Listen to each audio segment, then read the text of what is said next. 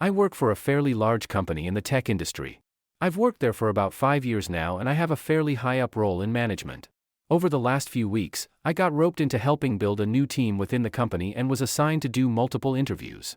This was fairly short notice for me, so my job was only to do the interview and give my impressions of the candidate and the results of the interview. The company is also just back to doing in-person interviews, so the process is even more wonky as of now. When I received the list of candidates for the day, I saw the name of a man we'll call Brad. It had been over 15 years since I had last seen him, but I could never forget the face of the man who made my high school years a living hell. Brad was your typical bully jock. I was an overweight theater kid in AP Math and Science, and you can see where this is going.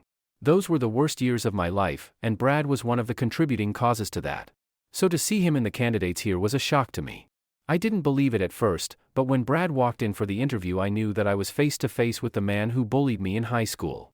At first Brad didn't recognize me, but as we sat down he remembered who I was. He tried to play buddy-buddy with me, pretend we were friends in high school, and I played along. I did the interview, he did okay. Nothing stand out, but middle of the pack. He made a joke that I would get him the job, right? I laughed along and he left. I finalized the interviews yesterday. I wrote Brad a scathing review. Downplayed everything good about him and exaggerated his flaws. Also wrote in that he tried to coerce me into giving him a good review because he was an acquaintance in high school. It's been 15 years since I graduated high school. I am an entirely different person than I was then.